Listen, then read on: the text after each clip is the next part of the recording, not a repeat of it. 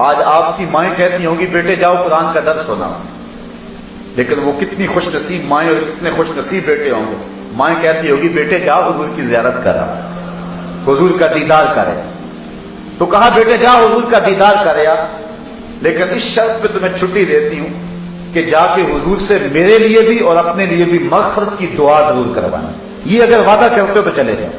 حضرت حذیفہ بن یمان نے وعدہ کر لیا، آگے حضور کی خدمت میں مغرب کی نماز کا وقت تھا، حضور نے نماز پڑھائی، سلام کیا، آرزو کی عرض کروں لیکن حضور تشریف فرما نہیں اٹھے، کہتے ہیں میں بھی بیٹھا رہا، عشاء کی نماز کا وقت آ گیا، نماز عشاء پڑھائی، حضور تشریف فرما رہے، تھوڑی دیر کے بعد حضور اٹھے اور جلدی جلدی اپنے کاشانہ نور کی طرف جانے لگے۔ میں نے سوچا کہ ماں کا پیغام تو دینا رہ گیا، ماں نے تو مجھے اسی شرط پہ چھٹی دی تھی کہ جا حضور سے جا کے میرے لیے اور اپنے لیے دعا کروانا۔ ماں نے پوچھا کہ بیٹے دعا کروائیے حضور سے، تو کیا جواب دوں؟ میں نے ماں کی خدمت کو بھی چھوڑا اور آیا اور دعا بھی نہیں کروائی۔ کہتے میں جلدی جلدی حضور کے پیچھے چلا، جب میں حضور کے پیچھے چلا تو حضور حجرے کے قریب پہنچ کے پلٹ کے دیکھا، کہا کون ہے؟ حذیفہ ہے۔ میں نے عرض کی ہاں حضور حذیفہ ہوں۔ کہا ماں حاجت تو کہا غفر اللہ لک ولامک، اللہ تجھے اور تیری ماں کو بخشے، کیا کام ہے میرے ساتھ؟ اللہ تجھے بخشے تیری ماں کو بخشے، کیا کام ہے میرے ساتھ؟ اب حضرت حذیفہ کہتے ہیں میں جواب کیا دیتا، جو کام تھا وہ تو پہلے ہی ہو گیا۔ اللہ کہتے ہیں محبوب یہ حجروں کے باہر کھڑے ہو کے آوازیں دیتے ہیں کہ ہم آگے ہماری بات سنیے، محبوب یہ اگر صبر کر کے کھڑے ہوتے تو خود ہی آ جاتا، حتی تخرج الیہم، تو خود ہی تشریف لے آتا۔ اللہ اکبر، بندہ مٹ نہ جائے آقا پہ تو وہ بندہ کیا، یہ کیسے ہو سکتا ہے؟ میں ایک سادی سی مثال دیا کرتا ہوں، بیرون ملک گئے ہو نا بیٹے، تو آج ماں کو رات نیند نہیں آ رہی، آنگن میں ویڑے میں کبھی دائیں جاتی ہے کبھی بائیں جاتی ہے، پوچھا ماں کیا ماجرا ہے؟ کہا فلاں بیٹے کی طرف سے میرا دل بے چین، اور صبح واقعی فون آیا کہ اس کا ایکسیڈنٹ ہو گیا اور وہ سخت چوٹوں میں۔ تو ماں سمندر پار بیٹھے ہوئے بیٹے کے درد کو محسوس کرتی ہے، یہ رشتہ ماں کا ہے تو نبی کا رشتہ تو ہے ہی بڑا گوڑا۔ لو تدخلوا شوکۃ فی رجل احدکم لوجدت علامہ، کہا امتی تیرے پاؤں میں کانٹا بھی چبھے تو اس کی تکلیف مجھے ہوتی، اس کی تکلیف میں محسوس کرتا ہوں۔ اور اقبال کہتا ہے مبتلائے درد ہو کوئی عذب ہوتی ہے آنکھ، کس قدر ہم درد سارے جسم کی ہوتی ہے آنکھ۔ تو یہ کیسے ہو سکتا ہے؟ حضرت عمار بن یاسر کی سن لیجیے، امام سیوطی نے اس کو کفایت الطالب النبی فی خصائص الحبیب میں لکھا، قاتلوں نے پکڑ کے آگ میں رکھا، حضرت عمار بن یاسر رو پڑے، قاتل سمجھے آگ سے ڈر گیا، کہا نکال دیں منحرف ہو جائے گا اسلام سے، کہا تم غلط سمجھے، میں تو کسی اور کہانی میں رو رہا ہوں، میرا تو درد کوئی اور ہے۔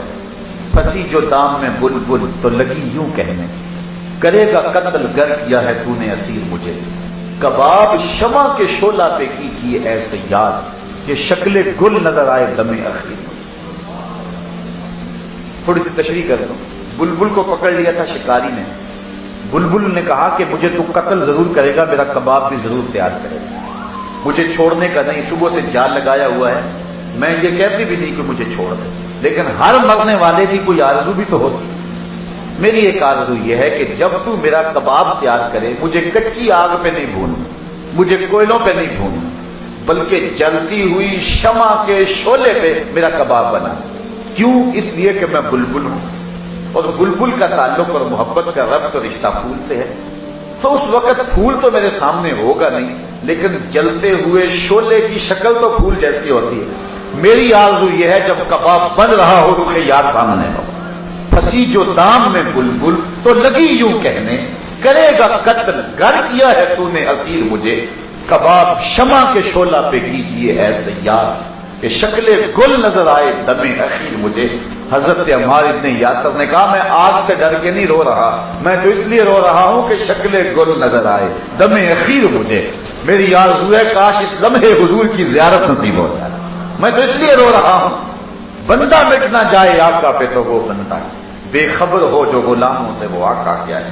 ادھر یہ تڑپ پیدا ہوئی، ادھر حضور تشریف لے آئے، کافروں نے پکڑ کے آگ میں ڈال دیا، حضور آگے بڑھ کے ان کے سر پہ ہاتھ رکھ دیا، اور لفظ حدیث کے حضور نے کہا یا نارو کونی بردم و سلامن علی عمار بن یاسر کما کنت علی ابراہیم، اے آگ میرے عمار پر ایسے ٹھنڈی ہو جا جس طرح حضرت ابراہیم پہ ٹھنڈی ہوئی۔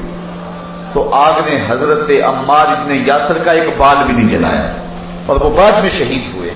تو یہ ہے حضور کا امت کے ساتھ رب. تو کہا اگر وہ سب کرتے تو محبوب تو خود ہی آ جاتا. لکانا خیر اللہم، تو یہ ان کے لیے بہتر تھا. واللہ غفور الرحیم، اور اللہ بخشنے والا رحم کرنے والا. کیونکہ یہ آداب جانتے نہیں تھے، نئے نئے لوگ آئے تھے، اللہ نے معاف کر دیا.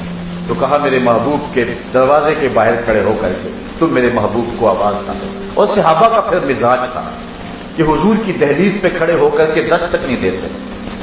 اگر حالات انتہائی ایمرجنسی ہوتے تو پھر وہ دستک دے لیتے، لیکن اس کا ایک طریقہ جس کو امام بخاری نے بیان کیا، کانت تکرہ ابواب النبی بالاظافر. پھر صحابہ اپنی انگلیوں کے پوروں کے ساتھ حضور کی دہلیز پہ دستک دیا کرتے. انگلیوں کے پوروں کے ساتھ دستک دینے کا مطلب کیا؟ اس کی تشریح ملا علی قاری کرتے ہیں. لفظ اتنے خوبصورت ہیں، اگر میں ترجمہ نہ بھی کروں گا تو آپ لذت ضرور دیں گے.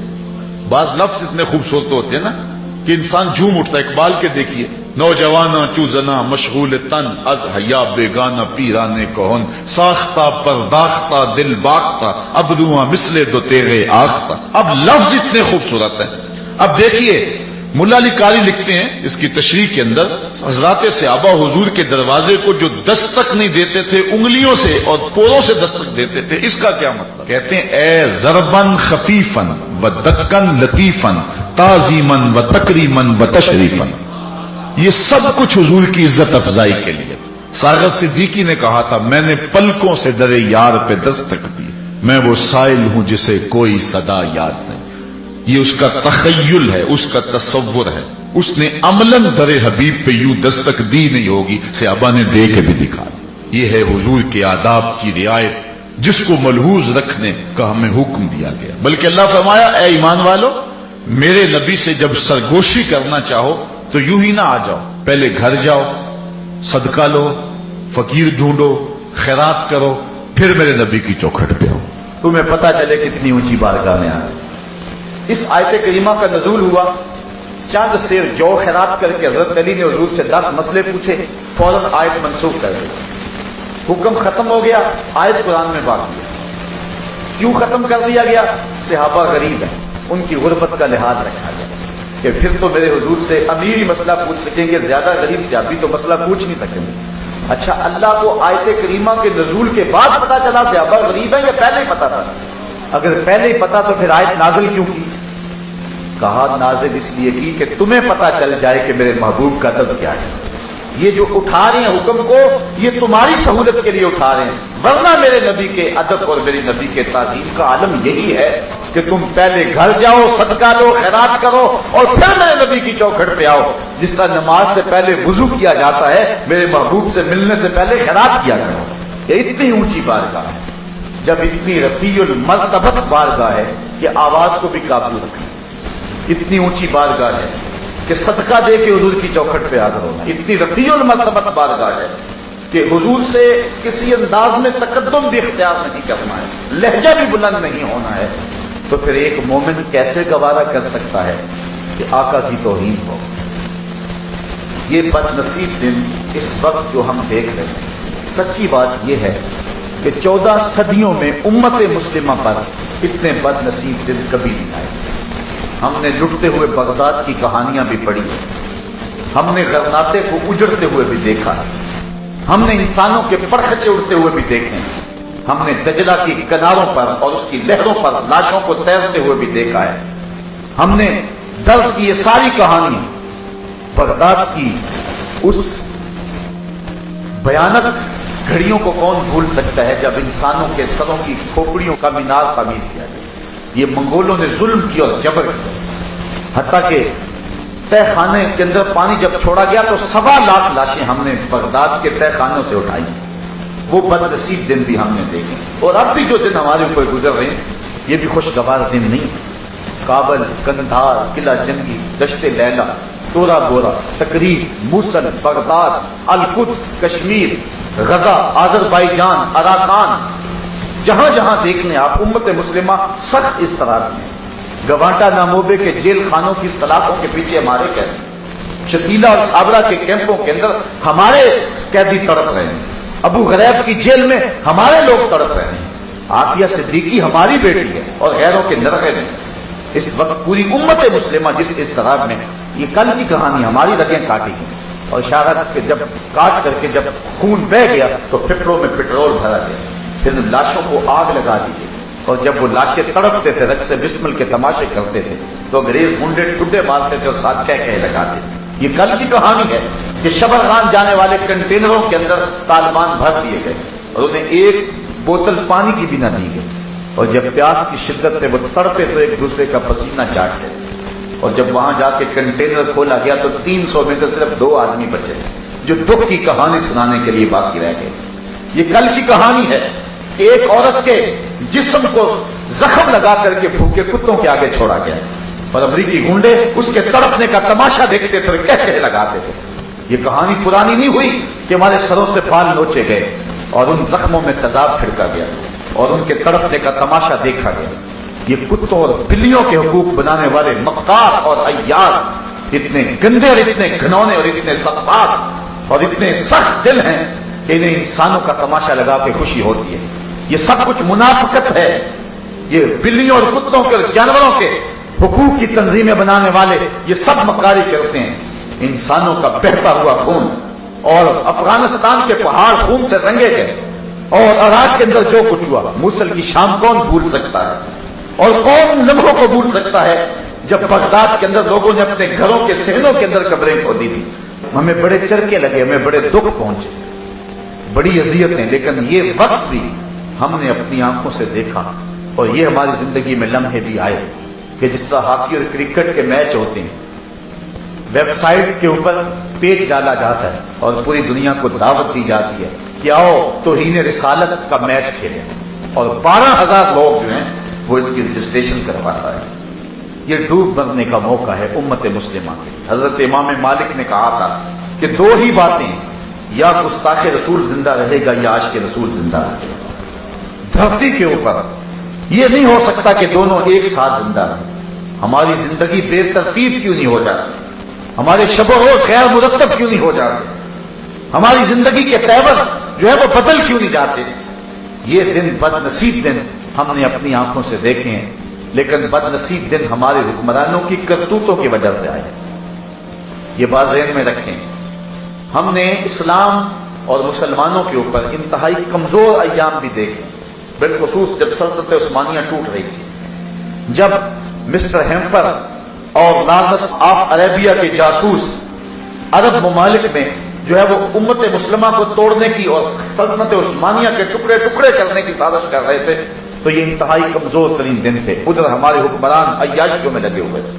انہی دنوں کا مرثیہ پڑا ہے، دیکھ مسجد میں شکست رشتہ تسبیح شیخ اور بت کدے میں برہمن کی پختہ زناری بھی دیکھ، کافروں کی مسلم آئینی کا بھی نظارہ کر اور مسلموں کی مسلم آزاری بھی دیکھ، چاک کر دی ترک نادان خلافت کی کباب، سادگی مسلم کی دیکھ اوروں کی عیاری بھی دیکھ۔ وہ دن بھی ہم نے دیکھے، لے گئے تسلیس کے فرزند میرا سے خلیل، ہم نے وہ دن بھی دیکھے۔ اسی کشتی کو ہے خوف تلاطم صد ہے منہ موڑ دیے تھے جس نے بڑھتے ہوئے طوفانوں کے۔ ہم نے بدترین دن دیکھے ہیں اور یہ حالات آئے ہیں امت مسلمہ کے۔ ہم نے لٹتے ہوئے اندلس کی کہانیاں بھی پڑھی، ہم نے بیت الحمرا پر جو ہے وہ انگریزوں کو بھنگڑا ڈالتے ہوئے بھی دیکھا ہے، ہم نے مسجد قرطبہ کو جو ہے وہ گھوڑوں کا استبل بنتے ہوئے بھی دیکھا ہے۔ بڑے بد نصیب دن ہمارے اوپر آئے ہیں اور یہ 2-4 اشروں کے اندر تو جو حالات ہیں وہ انتہائی بدترین ہیں۔ لیکن میں کہانی سنا رہا ہوں اپنے کمزور ترین دور کی، جب سلطنت عثمانیہ نہ ہونے کے برابر تھی، سلطان عبد الحمید کا زمانہ ہے اور انگلینڈ کے اندر ایک فلم توہین رسالت پہ بنتی ہے۔ اس کمزور حالات کے اندر جبکہ جینے کی راہ تلاش کر رہے تھے یہ لوگ، سلطان عبد الحمید فوجی لباس پہن کر ہاتھ میں تلوار تھام کے میدان میں آ جاتا ہے۔ اتنے بد نصیب دن تھے، اس وقت ہم ایٹمی طاقت نہیں تھے، لیکن آج 56-57 اسلامی ممالک اور جو اس وقت حال ہو رہا ہے اس سے پہلے کوئی مثال نہیں۔ 56-57 اسلامی ملکوں نے ڈھب کا ایک زوردار بیان بھی دیا حکمرانوں کی جانب۔ OIC ایک مردہ گھوڑے کا کردار ادا کر رہا ہے۔ شاید ہمارے حکمران سمجھتے ہیں، میں نے کل بھی کسی موقع پہ کہا تھا کہ زرداری بیچارے کو تو ہم کیا کہیں، اس کی تو بات ہی چھوڑیں، لیکن یوسف رضا گیلانی کو تو کہہ سکتے ہیں۔ کل قیامت کے دن آمنہ کے لال نے پوچھ لیا، گیلانی میری توہین ہوتی تھی اور تیرے ہاتھ میں وزارت کا قلم دان تھا، تو ایک ڈھب کا بیان بھی نہ دے سکا، تو گنبد خضرا کے مکین کے سامنے کیا جواب دے گا؟ ماں فاطمہ نے پوچھ لیا، میرے پاپا کی توہین ہوئی تھی اور تیری زندگی بے ترتیب نہیں ہوئی تھی، تو کیا جواب دے گا؟ شاید ان لوگوں نے سمجھا ہے کہ واشنگٹن اور وائٹ ہاؤس کی دین ہے حکومت، لیکن حکمرانوں نے دھوکہ کھایا ہے۔ یہ تخت و تاج ہمیں امریکہ اور یورپ سے نہیں ملے، یہ محمد عربی کے جوڑوں کا صدقہ نصیب ہوئے۔ یہ پاکستان بالخصوص ہمیں تھالی میں ڈال کر نہیں دیا گیا، بھیک مانگنے سے ہم نہیں دیا، ہمارے بزرگوں نے قربانیاں دی ہیں، خون کی بہتی ہوئی دھاریں آج بھی گرم ہیں جو اس وطن کے لیے بہی تھی۔ وہ لمحے بھول سکتے ہم جب ماں کی گود سے بچہ چھینا جاتا اور سکھ کر پان کی نوک پہ چڑھاتا اور پھر پٹک کے فرش پہ مارتا، بچے کا پیٹ پھٹ جاتا، ماں رونے کی بجائے کہتی پاکستان کا مطلب کیا، لا الہ الا اللہ، قانون ریاست کیا ہوگا، محمد رسول اللہ۔ یہ پاکستان ہم نے خون دے کے لیا ہے، اپنے وطن چھوڑ کے پاکستان حاصل کیا ہے۔ دنیا کے اوپر نظریے کی بنیاد پر بعد سے وجود میں آنے والا ملک ہے پاکستان، اس کا جغرافیہ بعد میں ہے، نظریہ پہلے، نظریے کی بنیاد پر یہ ملک بعد سے وجود میں آیا، اس کے لیے ہزاروں ماؤں نے اپنی ممتا بھری گودیاں نچھاور کی، سب حلالی پرچم پہ قربانیاں پیش کی گئی۔ پاک سرزمین یوں ہی شاد باد نہیں ہوئی، بلکہ اس کے نیچے بہت سارے لوگوں کا خون ہے، کتنی عورتوں کا جو ہے وہ خون بہا اور کتنوں نے اپنی آبرو سے ہاتھ دھوئے۔ تو یہ ملک ہمیں یوں ہی نہیں ملا، یہ سمجھتے ہیں کہ یہ واشنگٹن کی دین ہے اور ایک ڈھب کا بیان دینا جو ہے وہ ان کے اندر ہمت نہیں ہے۔ یہ وطن حضور کے غلاموں کا وطن ہے اور محمد عربی صلی اللہ علیہ وسلم کی دین ہے، بلکہ پوری دنیا کے 56-57 اسلامی ممالک آقا کی عطا ہے۔ یہ مکے اور مدینے کا فیضان ہے، یہ واشنگٹن اور یورپ کا فیض نہیں ہے، یہ آمنہ کے لال کا فیض ہے۔ حضرت عمر رضی اللہ تعالی عنہ گزر رہے ہیں ارض تہامہ سے، پھوٹ پھوٹ کے رونے لگے۔ کسی نے کہا عمر 22 لاکھ مربع میل کی حکمرانی اور اس چٹیل میدان میں کھڑے ہو کے رو رہے ہو، کیا ماجرا ہوا؟ کہا تمہیں نہیں پتا، مجھے ایک کہانی یاد آ گئی۔ کہا کیا ہوا؟ کہا میں اپنے باپ خطاب کے اونٹ چلایا کرتا تھا، اسی میدان میں میرے باپ نے مجھے کہا ان 5 اونٹوں کو لائن میں کھڑا کر، میں آگے والا سیدھا کرتا تو پیچھے والا ٹیڑھا ہو جاتا، میں پیچھے والا سیدھا کرتا تو آگے والا ٹیڑھا ہو جاتا۔ میرے باپ خطاب نے مجھے بڑا مارا۔ کہا ایک عرب کے بیٹے ہو کر کے 5 اونٹ بھی لائن میں کھڑے نہیں کر سکتے ہو؟ تو اسی چٹیل میدان میں مجھے میرے باپ سے مجھے مار پڑی اور آج 22 لاکھ مربع میل کی حکمرانی ہے، شرق سے لے کر غرب تک سارے لوگ ایک لائن میں کھڑے ہیں۔ یہ محمد عربی کے جوڑوں کا صدقہ نہیں ہے تو اور کیا ہے؟ میں تو 5 اونٹ بھی لائن میں کھڑے نہیں کر سکتا تھا اور آج شرق سے غرب تک ساری دنیا کی لائن میں کھڑی ہے، یہ آقا کے نالین کا صدقہ نہیں ہے تو اور کیا؟ تو امت مسلمہ کو جو حکمرانی ملی ہے یہ حضور کے نالین کا صدقہ ملا ہے۔ اور میں ان کو بھی کہنا چاہتا ہوں جو مرزائیوں کے بھائی بنتے پھرتے ہیں، شرم کرو، حیا کرو، بے غیرت نہ بنو۔ مجھے ایک درویش نے بتایا کہ پھانسی کا پھندا پورا آ گیا تھا، صرف 2 نیکیاں کام آ گئی، ایک تو جو ایٹمی دھماکہ کیا تھا وہ کام آ گیا۔ آج بھول گیا ہے اس کہانی کو، اس وقت پھندا بالکل پورا آ گیا تھا۔ یہ مدینے نے بچایا ہے یا مکے نے بچایا ہے؟ اور آج جو کتے مکے اور مدینے پہ بھونکتے ہیں آج ان کو بھائی کہا جا رہا ہے۔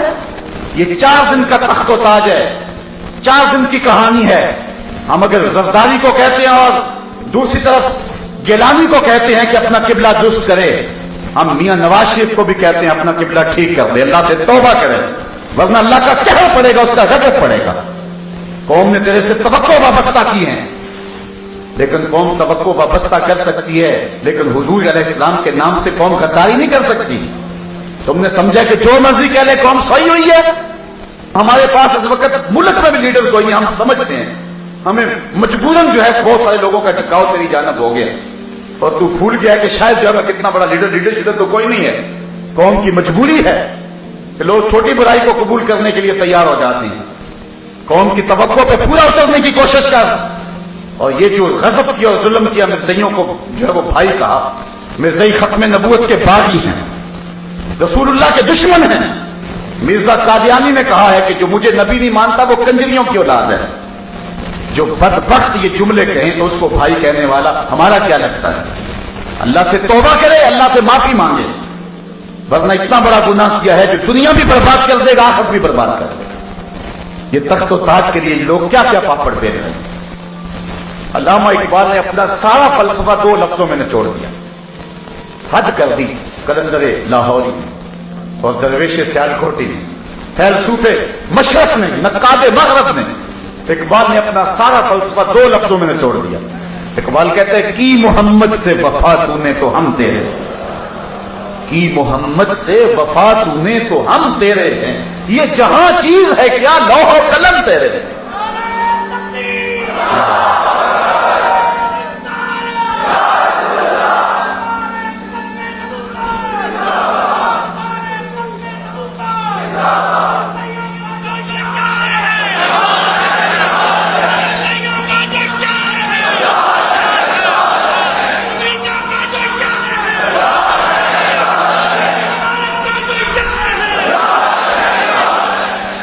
हम शख्सियत परस्त नहीं हैं। फितना मिल्लत बैजा है इमामत उसकी, जो मुसलमान को सलातीन का परस्तार करे। हम नहीं है, शख्सियत परस्त नहीं है। गुलाम ख्वाजा यहाँ गेती नवाज के दर्दीनश मलूकियत हरामस, हम तो साका के गुलाम हैं। मीरे कारवां है मीरे हिजाज अपना, इस नाम से बाकी है आराम जहां हमारा। इन लोगों को गलत फहमी होगी लोगों का हुजूम देख करके, और जो मर्जी पके जा रहे हैं और समझते हैं ये कौम बेगैरत है। ये कौम बेगैरत नहीं है, हुजूर से वफा के रिश्ते को निभाना जानती है। वो गोद अभी भांज नहीं हुई जिसने गाजी इल्मुद्दीन को जन्म दिया था। वो गोद अभी भांज नहीं हुई जिसने आमर चीमा को जन्म दिया था। गलत फहमी हो गई और मगरब ने भी हुक्मरानों के रूप में मुसलमानों का चेहरा देखना शुरू कर दिया। हम सब कुछ कबूल कर सकते हैं, हर शय बर्दाश्त कर सकते हैं, लेकिन नाम मोहम्मद से गद्दारी नहीं कर सकते हैं। मगरब ने अपने अंदाज में सोचा है। वो कहता है कि नबी भी तो एक इंसान ही होता है, लेकिन नहीं, हम हर शय हर दुख कबूल कर लेते हैं, लेकिन जब बाद में पे आए तो सब नबी के नाम पे वार के फिर भी कहते हक अदा नहीं हुआ। बरेली से आज भी आवाज आ रही है, करूं तेरे नाम पे जान फिदा, ना एक जान दो जहां फिदा, दो जहां से भी नहीं जी भरा, क्या करूं करोड़ों जहां। पीटीए का डायरेक्टर दलाल दे रहा है पाकिस्तान का इमेज खराब होगा। मैंने उसी दिन गुजरांवाला के रोड पे कहा था, मैं किस इमेज की बात करते हो? गैंग रेप वाले इमेज की बात करते हो? जिसमें बच्चियों को उठा के ले जाया जाता है उस इमेज की बात करते हो? जिसमें मंडियां मछली बाजार बनी हुई है उस इमेज की बात करते हो? कल औरतें एक दूसरे के बाल जो है वो तोड़ रही थी और एक दूसरे को तमाचे लगा रही थी असेंबली के अंदर, उस इमेज की बात करते हो? शाही किले के अंदर एक वजीर एक औरत से थप्पड़ खाता है, इस बेगैरत इमेज की बात करते हो? एक आली नस्ब शख्स का चेहरा फजा में घूमता है कि आली जनाब का भी नशा नहीं उतरा इसलिए अभी नीचे से चेहरा उतरेगा, इस इमेज की बात करते हो? तुम्हारे कमरों से टूटी हुई चूड़ियां और खाली शराब की बोतलें जो निकलती हैं और सभी को उनको साफ करता है, बेगैर तो इस इमेज की बात करते हो? हमारा इमेज मोहम्मद अरबी के दम से है, हमारा सब कुछ हुजूर है। लोग तो ऑक्सीजन से जीते हैं और हम सांस विश के रसूल से लेते हैं। हुजूर के नाम से हम जीते हैं, हुजूर के नाम से मरते हैं। और अगर ये नहीं है तो फिर कुछ भी नहीं। बहुत चीजें हमने बर्दाश्त की, बड़ी बहुत कुछ हमने बर्दाश्त की। हमारे पास साथ इन 2-4 अशरों में थोड़ा कुछ तो नहीं हुआ है। हमें उम्मे अहमद की चीखें आज भी याद हैं, हमें मूसल की बेटी की कहानी आज भी याद है, हमें बगदाद की उन बच्चियों को जो अगवा कर दी गई आज भी याद है। हमें अपनी कहानी भूली नहीं है, लेकिन सब कुछ हम किसी न किसी तरह बर्दाश्त कर सकते हैं, लेकिन हुजूर की तौहीन बर्दाश्त नहीं कर सकते। अगर इसको बर्दाश्त कर दें तो मेरे पल्ले रहता ही कुछ नहीं। जहां मैं इन हुक्मरानों को बेगैरत कहता हूं वहां मैं खिराज पेश करूंगा सुल्तान सलाहुद्दीन अय्यूबी को। मैं कहता हूं ये है तख्त व ताज के मालिक लोग। इन हुक्मरानों की कब्रों के निशान भी जमाने को याद नहीं रहे। वो एक बाहर घूमता फिरता है, मुल्क में आना नसीब नहीं है।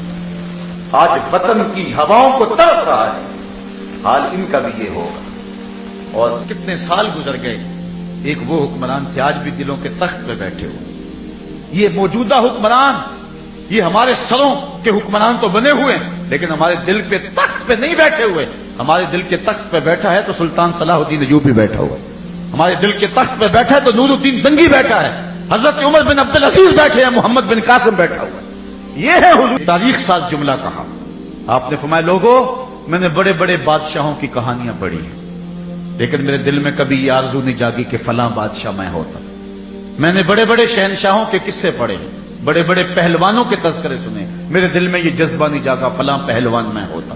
پھر کہا ہاں میں نے بڑے بڑے ولیوں کا تذکرہ پڑھا ہے, میرے دل میں یہ امنگ بھی نہیں جاگی کہ فلاں ولی بھی میں ہوتا.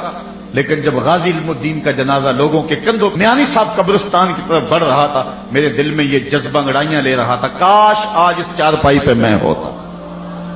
میں نے خود ان آنکھوں کے ساتھ غازی عامر چیمہ کی قبر کی پائنتی کی جانب ایک سید زادے کو روتے ہوئے دیکھا جو رو رو کے کہہ رہا تھا ربا میں یہ نہیں کہندا مینوں عامر چیمہ بنا دے, میں تو یہ کہنا ہے دے قدماں دی خاک ہی بنا دے. یہ بلند نصیب ہے جس کو ملے, یہ ہم نے آرزو کرنی ہے, یہ ہم نے تمنا کرنی ہے. آج لبیک کا یا رسول اللہ ایک رسم کے طور پہ نہیں, میں تو اب اپنی دعاؤں میں مرکزی دعا یہی رکھی ہوئی ہے کہ بڑی تقریریں کرنی ہے, کہیں یا اللہ خالی لفظ ہی نہ رہ جائیں. ایک سال آیا تھا 2007 کا, میں نے 1200 دروس قرآن ایک سال میں دیے. اللہ نے بڑی توفیق دی ہے. اور یہ نہیں ہے کہ سننے والے نہیں ملتے, یہاں ہر ماہ اتنے لوگ جمع ہوتے ہیں. ڈسکے میں چلے جائیں, سیالکوٹ میں چلے جائیں, لاہور میں چلے جائیں, جس شہر میں جائیں ہزاروں لوگ. تقریر کی کمی نہیں, سننے والوں کی کمی نہیں, محبتوں کی فراوانی ہے. لیکن ڈرتا ہوں کہیں لفظ ہی لفظ نہ رہ جائیں. مالک کمزور ہوں, اتنی طاقت تو نہیں, اندر بزدلیاں اور کمزوریاں تو ہیں, لیکن اللہ اس کمزور کو یہ طاقت دے کہ کسی گستاخ کا کلیجہ چیر کے رکھ دے, اتنی قوت دے. یہ آرزو کر کے آپ نے بھی آج اٹھنا ہے اور اس عزم کے ساتھ اٹھنا ہے. ہو سکتا ہے مقدر جاگ پڑے.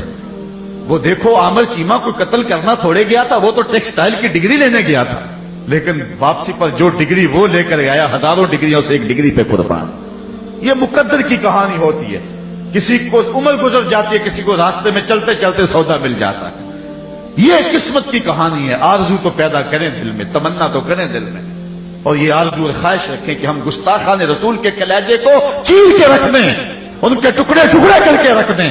آقا آپ کی ناموس پہ جو بھونکے گا, آپ کی جو توہین کرے گا, ہم اس کے ٹکڑے کر کے رکھ دیں گے. ہزارہ کمزوریوں اور کوتاہیوں کے باوجود ہم بے غیرت نہیں ہیں. نام محمد پہ سب کچھ قربان کرنے کے لیے تیار, اور سب کچھ قربان کرنے کے باوجود بھی حق ادا نہیں ہو پاتا ہے. وہ اتنی حرارت پیدا کر. غازی علم الدین شہید بھی تو ایک کانفرنس میں گیا تھا اور وہاں سے جذبہ لے کر کے آیا تھا. اور غازی عامر چیمہ نے بھی تو جلوس دیکھے تو پوچھا تھا یہ کیا ماجرا ہے, تو پتا چلا کہ پیغمبر علیہ السلام کی توہین ہوئی ہے. ہم نے شعور کو بھی بیدار رکھنا ہے اور مغرب کی مصنوعات کا بھی بائیکاٹ کرنا ہے, ان کے کلچر کا بھی بائیکاٹ کرنا ہے. اللہ آپ سب کو جزائے جزیل عطا فرمائے. اللہ مجھے آپ کو اپنی رحمتوں کا نور اور حصار نصیب فرمائے. وآخر دعوانا ان الحمد للہ رب العالمین.